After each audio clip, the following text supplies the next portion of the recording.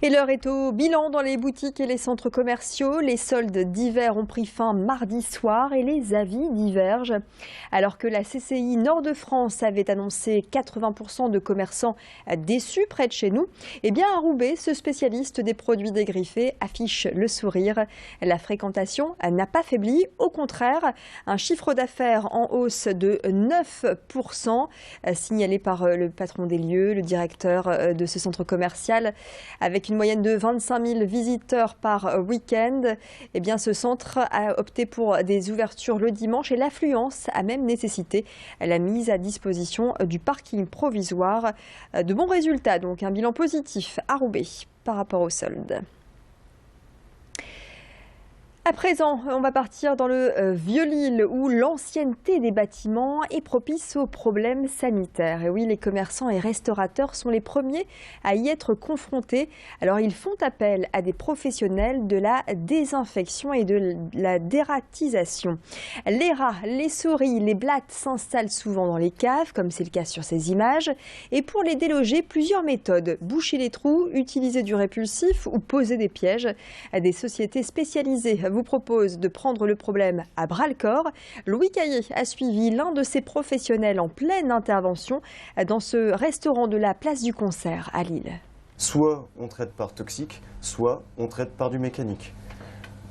Chez Biosanit, on tend plus à utiliser le mécanique pour des raisons évidentes de respect de l'environnement et de ce genre de choses. Il y a un avantage au chimique, c'est que lorsque la souris mange le produit, elle retourne dans son terrier et ça sèche.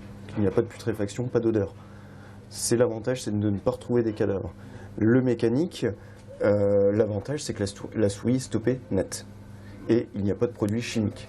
Donc dans des cuisines ou dans des milieux très sensibles, on privilégie toujours le mécanique.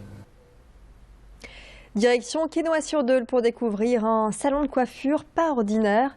Ici, les femmes atteintes d'un cancer y trouvent de quoi pallier les effets secondaires de la chimiothérapie, des perruques en synthétique ou naturelles. Pour Laurence Lannoy, la responsable des lieux, il faut constamment rassurer et répondre aux attentes des clientes, souvent soucieuses du résultat.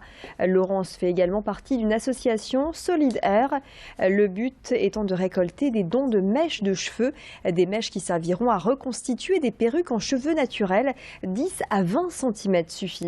Clotilde Leguévac s'est rendue dans ce salon privatif dédié au bien-être de ces femmes touchées par le cancer. On ne coupe pas une perruque comme on coupe un cheveu, c'est très important. Vous pouvez avoir une envie de couper une frange et d'un seul coup la frange va se lever et là vous avez une casquette. Et là c'est terminé, c'est fini. C'est une technique bien particulière pour couper, bien comprendre l'implantation de la façon dont la perruque est implantée et surtout ne pas voir la démarcation du bonnet de la perruque. On ne peut pas couper trop court, on ne peut pas couper trop court autour de l'oreille, sinon on voit le bonnet également. Donc tout ça, c'est à bien déterminer avant. Mais au jour d'aujourd'hui, quand on a la technique, quand on a la perruque qui convient, on crée des choses extraordinaires. Un projet de cohabitation intergénérationnelle à présent, direction Lannoy. Cette résidence pour personnes âgées accueille depuis quelques jours une étudiante originaire de Madagascar. L'objectif est de partager des moments conviviaux malgré l'écart d'âge et une culture différente. Ando est étudiante en biologie à Lille et pour la somme de 130 € par mois, eh bien, elle loue une chambre au sein de cette EHPAD. Elle restera dans cette résidence le temps de ses études jusqu'en juin. Et tout en gardant son indépendance, Ando partage des moments avec les 80 résidents. Cours de piano et repas du soir, les occasions ne manquent pas de se retrouver. Une cohabitation assez unique est rendue possible grâce à l'association Génération et Culture qui met en relation les seniors et les étudiants. D'abord, partir à l'étranger, c'est dur. Et c'est comme, en fait, c'est se séparer de la famille, des amis et tout. On se sent quand même un peu seul. Du coup, vivre en communauté avec des gens, c'est aussi ne pas s'isoler. Du coup, et aussi, en fait, c'est que ma mère, elle avait très peur que je m'isole trop et que voilà, que je sois toute seule.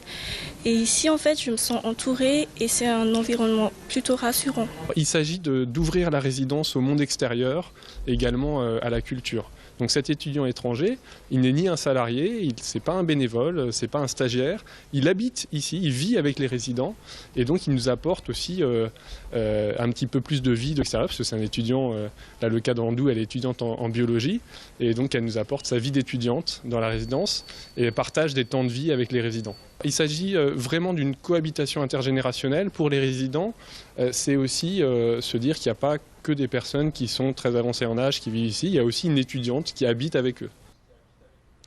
La météo pour demain vendredi à suivre juste après cette courte pause et puis l'infotrafic également.